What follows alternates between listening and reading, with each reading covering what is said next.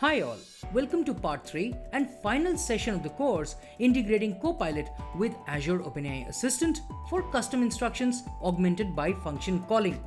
As I already told you, this is the final session where we will be configuring our Power Automate flow and perform the testing to see how function calling can be leveraged using Copilot Chatbot. Let's get started. We are finally on the Power Automate page where we need to create the flow to work as an action with our Copilot chatbot. Now, there are three important aspects that we need to take care. One is the threads, the other one is the messages, and the third one is the runs. In order to understand more, let me take you to the Azure OpenAI Assistant service page. I've shared the link to this documentation in the description. You can have a look at it. And here we are. They are threads, messages, and runs. Now, for the Azure OpenAI Assistants to work, we need to first create a thread. Once the thread has been created, all the message to and fro that happens between the end user and the chatbot are assigned to the threads. And finally, we run the threads. So if you see here, we have your tenant name .openai.azure.com, and we will be making use of this URL. Then we have OpenAI/threads. Then we have the question mark API version and the API version to work with. Now what I'll do is I'll start copying from OpenAI until the end. So that is done. I'll go back here and then I'll click on plus. I'll click on add an action and here I'll search for HTTP. Once we have that, I'll scroll down, click on HTTP, and here is where we'll make use of the variables that we had defined in the Power App solution. Remember that? If not, then go back to part 2 of the demonstration and you can have a look at it. Now, let me click on the functions here. I'll start using concat. And within that, I'll go to dynamic content. Here, I have the reference to the global environment variable that I had created. So we have this GPT model. I'll click on it. And if you see here, it says parameters, GPT model, ATCSL GPT model, and we need to provide the name of the variable that I had created in the JSON format. And that was endpoint. So for that, I will write here endpoint. And what do we need to concatenate with this URI? The one that we had copied from the Microsoft documentation. So I'll just type in string, give a slash, and then paste in the value. We are done with this. So we'll click on add. The method is going to be post, and then we also need to pass on the header values. So what header values do we need to pass? The first one is the API key. So we have the API key, and now I need to provide the value. For that, I'll click on functions, go to dynamic content, and click on GPT model. Now we have the parameters GPT model, the one that we had seen earlier. We need to provide the API key. So I'll just type in API key and we are good with this. There are few other header values that we need to pass. One is the content type. The value should be application JSON. And the other one is a little tricky. It's OpenAI beta. And here I'm going to provide assistance is equal to version 1. That is it. Those are the header values that we need to provide. We are good with this one, but I'm going to rename this step and I'll type in create assistant thread. I'll hit enter. Now that the thread has been created, I need to create the messages. So I'll click on plus again, add an action, type in HTTP again. Scroll down, click on HTTP. Now we need to provide the URI for the messages. For that, I'll click on FX. I'll write concat, give the parenthesis, and again, I'll go to dynamic content, select GPT model, and then provide endpoint. Now, what do we need to append? Here, the URI changes a little because it is specifically for messages. For that, I'll go back to my Azure OpenAI Service Assistants, and for the messages, here is the complete URI. You have the OpenAI/threads. Now we need to get the thread ID. Then we have the messages and rest remains the same. And that is what we need to provide. So I'll copy this entire text open a notepad and paste everything here. Now what I'll do is I'll just copy until this part. I'll go back to my Power Automate flow, and here I need to give a string, give the parenthesis, give the single quotes and paste it here. Now after threads, we need to provide the thread ID. For that, I'll give a comma and then scroll down. Here we have the body, and with that we have the ID. Now that we have the ID, I need to provide a comma again, write string again, give a single quotes, and then bring the rest of the value, which is messages, API, and the remaining text. So I'll copy it from here, give a slash, and paste whatever we had copied. This URL is now complete. So I'll click on add, and we have the complete URI here. The method again is going to be post. So I'll select that. And again, for the headers, we will have the content type, which is application JSON. And also we need to pass in the API key again, because API key needs to be passed in all the conversations and for each of the threads, messages, and run. For the value, I'll click on FX again. I'll go to dynamic content, select GPT model, and provide API key, the one that we had provided in the JSON. Now that this is done, I'll click on add. Since this is a message, we need to provide the user input so that it can go ahead into Azure OpenAI Assistant, talk to the assistant, and bring back the results. So the user input needs to be passed. For that, I'll have to provide the details in the JSON format in the body. I'll type in the curly braces. I'll type in role, which is user. Give a comma, hit enter again, and provide the content. And in the content, we need to provide the input from the user. Where do we get it from? For now, I'll just simply type in text, and that's it. For this to have a dynamic value, I'll go to run a flow from the content, and here add an input, which is of type text. I'll just add user before input. That's it. I'll go back to this HTTP action. I'll remove test from here. I'll go to the dynamic content, and if I scroll down, I'll get this user input. So I'll just select this. So we have the user input. We are calling the message URI, which appends the message to the thread that we had created earlier, and it is adding the user input to the thread. And again, we need to rename this action. So I'll type in create message in thread. That's it. And the third one is to run the thread. For that, I'll click on plus, click on add an action, and type in HTTP. I'll scroll down, select HTTP, and now we need to create the URI for our run. Again, click on FX and start typing concat, give parentheses, go back to the dynamic content, select the GPT, and give the endpoint. And what do we need to append? Now for that, again, I'll go to Azure OpenAI Service Assistants and click on runs. I'll scroll down, and here we have it. We have OpenAI threads, the same thread ID to which the message was appended, and then we need to call runs. So I'll start copying from OpenAI threads until the end of the text, go back to my Power Automate flow, and let me first provide everything here. I'll copy from OpenAI until threads, go back to my Power Automate flow, type in string, give the single quotes, and paste the text. Type in comma, we need to provide the thread ID. For that, I'll again scroll down. We have the thread ID created from create assistant thread. So I'll click on body, and then I'll type in ID.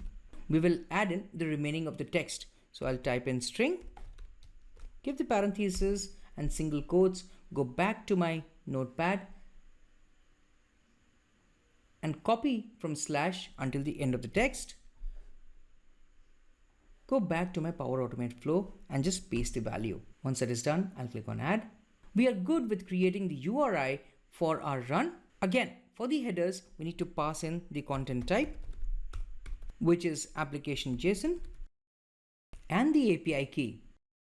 For that, I'll click on FX again, click on dynamic content, select GPT model, and then provide API key. We are good with this, so I'll click on add. But here, we need to provide the assistant ID as well in the body, so as to know which assistant to be invoked when we are running the thread. So we have the thread to be created, we have the messages to be assigned to the thread, and then we are running the thread. In order to run the thread, we need to provide the assistant ID, and that is the reason I also added the assistant ID in the global environment variable in the JSON format, and that is what we need. So in the body, I'll just type in curly braces and provide assistant ID. I'll go to functions, click on dynamic content, select GPT model, and provide assistant ID. Once that is done, I'll click on add. And one other important value that we need to provide in the JSON format is the stream. I'll set the value to true. This is a Boolean value. Now, what is a stream? Unless and until you set the value of the stream to true and then run the thread, you will not be able to get the response from your assistant. Although it will run without any error, but it will not be able to expose the response. So for that to happen, we need to set the value of the stream to true and pass that in the body of the run. Now that this is done, most of our URI creation and running the thread is complete. Rest of it is the analytics that we need to do. So before we do that, I'll just rename this action to run thread. Okay, I forgot to select the method, which is post again in this case. Now that this is done, we need to start analyzing the text response that is coming from Azure Assistant and then manipulate the text and send in the response to our Copilot Chatbot. I now need to create variables. So there are 4 variables that I'll be creating, which I'll be using later for manipulations. So I'll click on plus and then click on add an action. In the search bar, I'll search for variable. I'll click on see more and then select initialize variable. The first one is the response. It's of type string, and I'll change the name of initialize variable to response as well.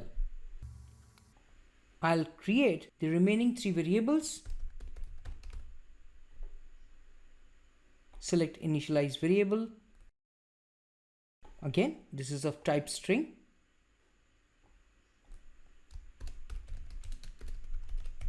Change the name of the action to final response.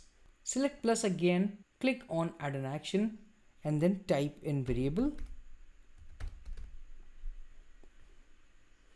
Again, click on see more. Choose initialize variable. This time I'll name it as get function name. I'll capitalize F. This is of type string as well. I'll copy this, change the name of the action also to get function name, and finally add the last one. I'll select initialize variable, and this time it's get status code.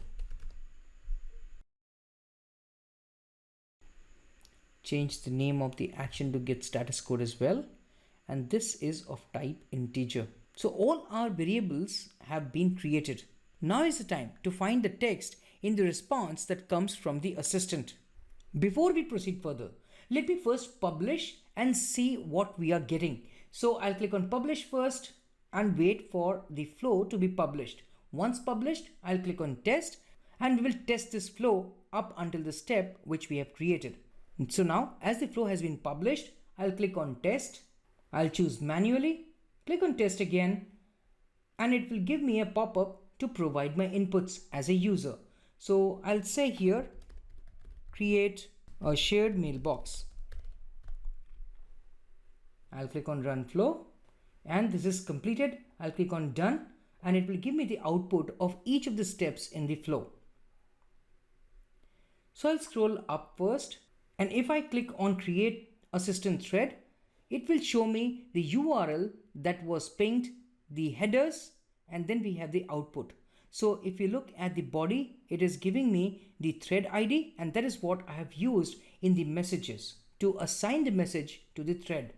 Now in the create message thread, it has a specific URI with the headers, and if I scroll down, you will see the body with the value of create a shared mailbox, because that is the user input I had provided.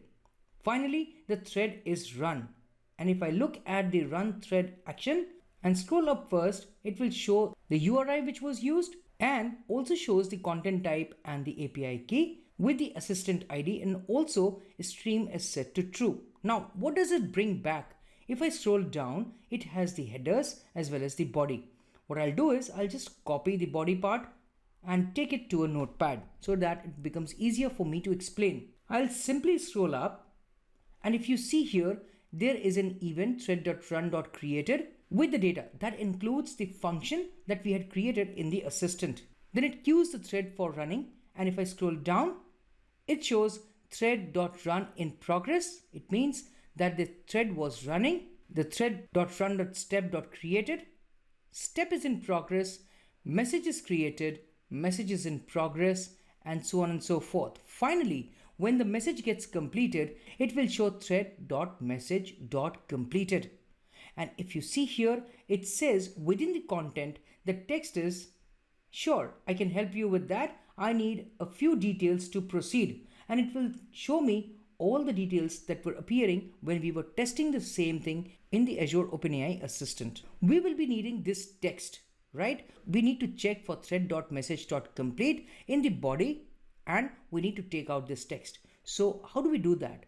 What we will do is we'll try to find out the position of thread.message.completed in the body of the run action, and we will extract the text until the end of it, which is the beginning of the index of thread.run.step.completed. So this whole text will be extracted first, and then we will convert this complete text into JSON format, and then we will try to extract the value of the content, and that will give us the exact text that we need. So I'll just minimize this. I'll click on edit, scroll down, and click on plus and add an action. Here,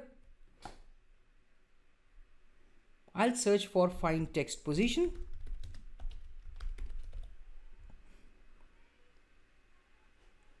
I'll select find text position. Once it is there, I'll click on the dynamic value. Once I'm there, we need the body of the run thread. So I'll click on that, and we will search for thread.message.completed. So that is a text, the index of which we need to find out first. And in case the thread.message.completed is not there, so there is another possibility. It means that the complete message to and fro between the end user and the Azure OpenAI Assistant has been completed, and we have the final result. Or there has been an error and we did not get any thread.message.completed in the body of the run thread.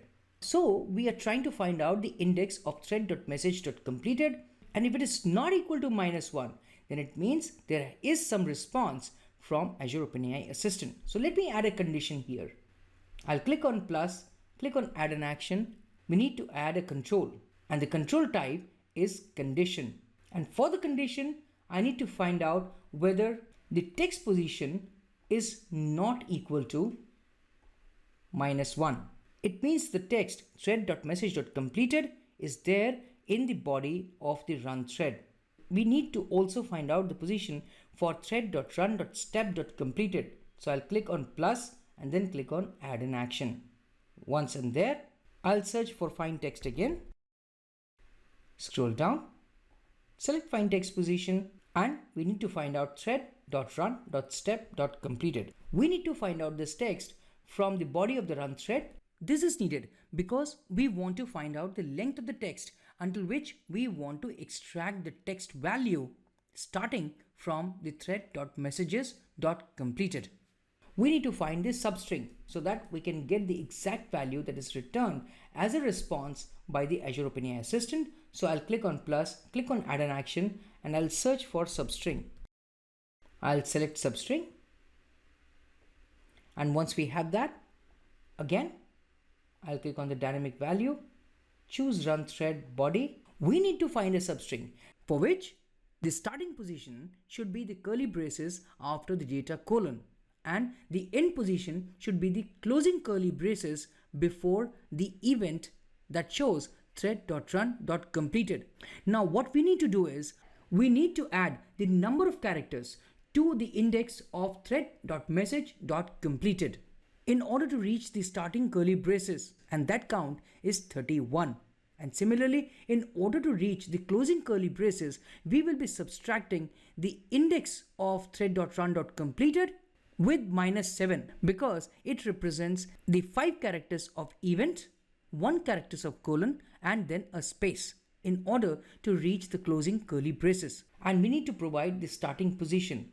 And for that, I'll click on function and I'll click on add, give the parenthesis, go to the dynamic content and scroll down.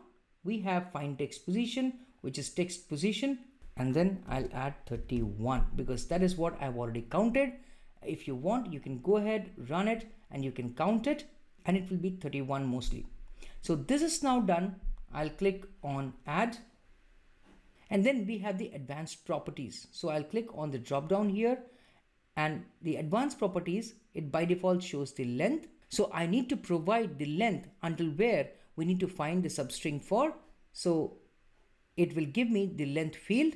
I'll click on the function and then click on dynamic content and I'll paste the value. Now let me explain what I have done. I've tried to find the position for thread.run.step.completed. We are at this position. Now we need to subtract the number of characters which consist of event, colon, and then a space. If I go back, that is what I have provided, that subtract from the index position 7 characters. So we know that the starting position will be 31 from the index of the previous text that we had found, which is thread.message.completed. And we need to subtract that value from the index of the thread.run.step.completed so that we can get the actual length until which we need to extract the data. So we will get the text exactly between the curly braces. And that is what we want. So I'll click on add. Now that this is done, we need to convert that into JSON format so that we can get the value. For that, I'll click on add an action again and search for compose. We have compose here. I'll click on that to select, and to provide the value for this, I'll click on functions. I'll type in JSON, hit enter, give the parenthesis, go to the dynamic content, scroll down and select substring, which is the output from the previous step. I'll click on add and this is done. Now we have the text in the JSON format, but what we need is the value for the content. So from this JSON string, we'll try to find out that. How do we do that? I'll click on plus, add an action again, and I'll search for set variable value. Once we have it, I'll click on the drop down and I'll choose final response. And for the value, I'll click on functions. So to provide the value, I'll click on dynamic content, and from here select outputs of compose. But what exact text do we want? We want the text value of the content. So we give a question mark here, and then we'll start with the square brackets, and here we are going to write content 0 because there can be multiple different content section within the same JSON, but we need to find out something which is at index 0. So for that, I have given content 0, give a question mark here, and then we are going to find out the text value. So it is text, and then give the square brackets again and look for value. So now this also is done. I'll click on add. So we have all these steps created for the true condition.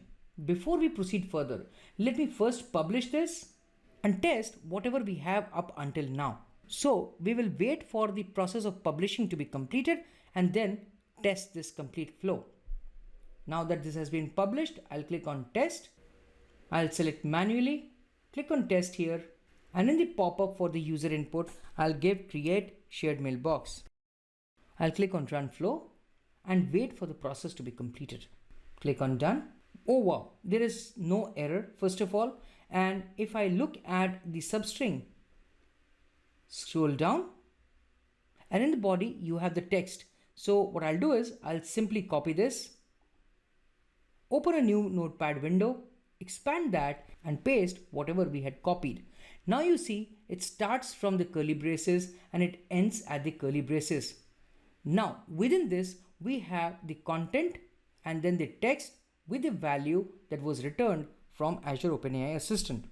Now in the next step, it is going to get converted into JSON. So for that we had used composed. If we scroll down and look at the outputs which has been generated, this complete content has been converted into JSON format. Now finally, we need to extract the value of text from here. For that, if we click on set variable, scroll up a little, it is giving me the final response which says, sure, I can help with that. Could you please provide the following details? So we are getting the exact response that we wanted. And the same thing is being finally sent into the Copilot, and that will be shown in the Copilot Chatbot. Now we need to create the rest of the action steps if it is a false condition. That means that it was not able to find out thread.message.completed. So we need to configure everything under false. And that happens when all the inputs have been provided and we have the final response. In that case, the thread.message.completed will not be there. You need to find out thread.run.requires action, which means that all the inputs have now been provided and we need to take the action based on the inputs provided by the user.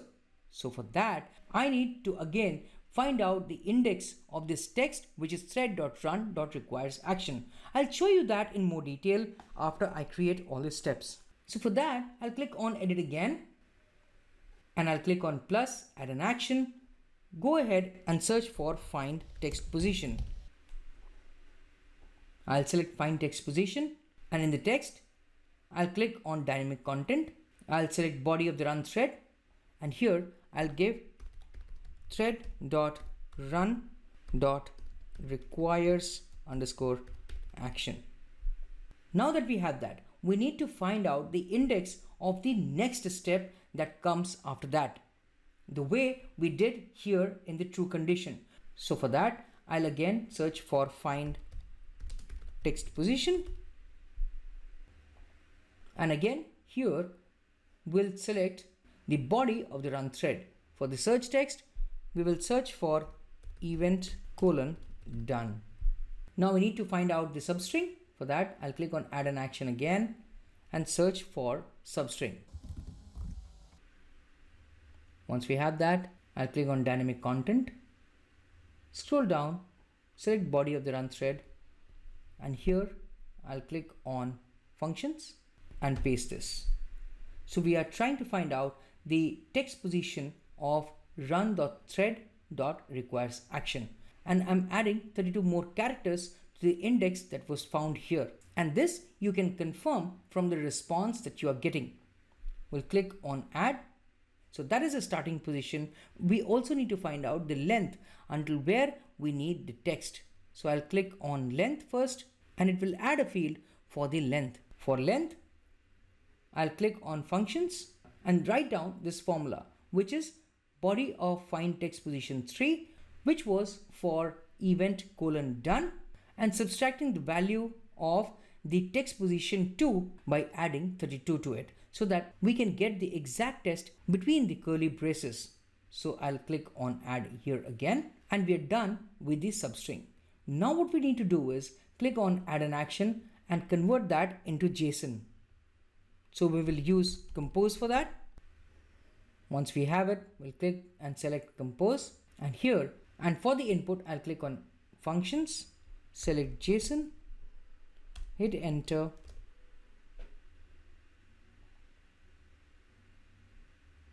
and get the output of substring 1. I'll click on add, and again, for this part of the condition, we need to set the response variable. So for that, I'll click on plus, add an action, search for set variable.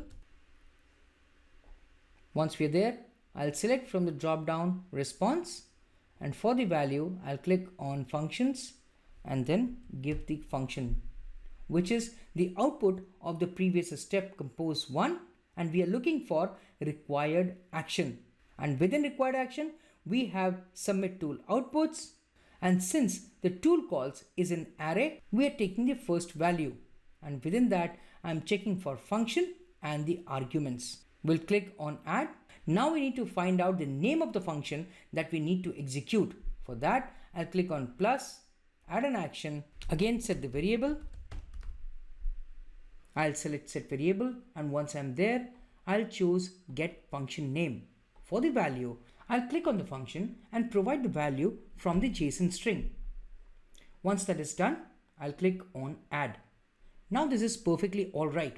What we now have is the final flow where I'm checking for the condition if it is an intermediate communication between the end user and the Azure OpenAI Assistant, or all the parameter values have been provided and the Azure OpenAI Assistant provides the final output. What we now have is the function name. Now based on this, we can take a decision and either call an Azure function directly from your Power Automate, or we can call the webhook of an Azure automation or any other automation that you have done.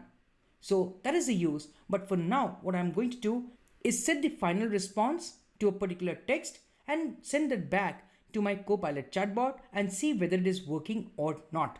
So for that I'll click on the plus sign again, click on add an action and set the variable for the final response, which says, thank you for providing all the details. The request has been initiated successfully. And that is what we are going to send back to the Copilot. So here we have the final response and we are passing in the variable final response. So we are done with this. What we will do is we'll simply click on publish. And now that the flow has been published, I'll go back to my Copilot chatbot, and the first thing we need to do is to replace this with the flow that we had created.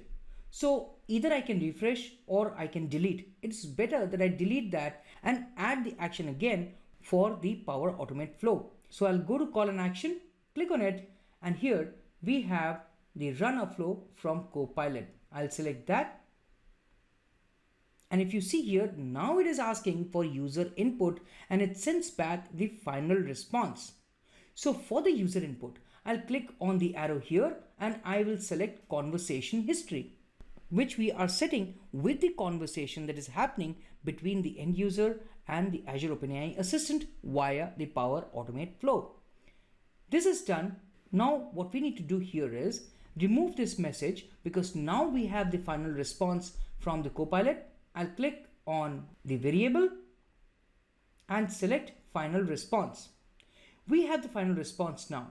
Now here I had left the condition as it is. So for this, I'll just select the final response and instead of is equal to, I'll select in and I'll set the same value that I had given in the final response, which is thank you for providing all the details. The request has been initiated successfully.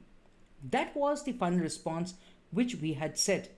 And this is a hard-coded value, I know, but this is just for the demo purposes. You can set it based on your business requirements. Now that this is the final response, we can set the global.conversation history, which is the global variable conversation history, to blank and redirect the topic to the end of the conversation topic where the user will be asked to provide the feedback. So from that ways, the flow of our Copilot chatbot is complete. What we will be doing is we'll be saving this. It will take a couple of seconds, and once the Copilot chatbot has been saved, we'll try to test the waters. Now that this is done, I'll once refresh the test bot. Go here and type in create shared mailbox. Hit enter and let's wait and watch what this Copilot chatbot brings to us. So initially it says no information was found that could help answer this. It is because we are working on an unknown intent and there is no other topic which can handle this. If there are other topics with recognized intent, it will be working perfectly fine. But it should be able to bring back the generative questions from your Azure OpenAI Assistant.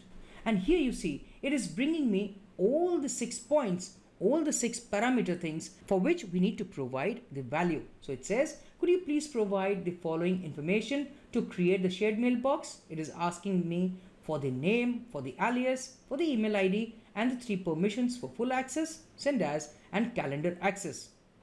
Let me give the email ID first. So I'll say the email ID is atcslpayroll@azuretraining.com, and I will hit enter.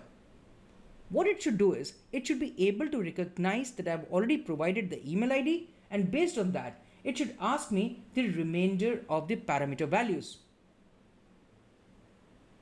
There you go. Last time there were 6 parameter values that it was asking for. It recognizes the email ID, and now it is asking for the name, the alias, and the 3 permissions.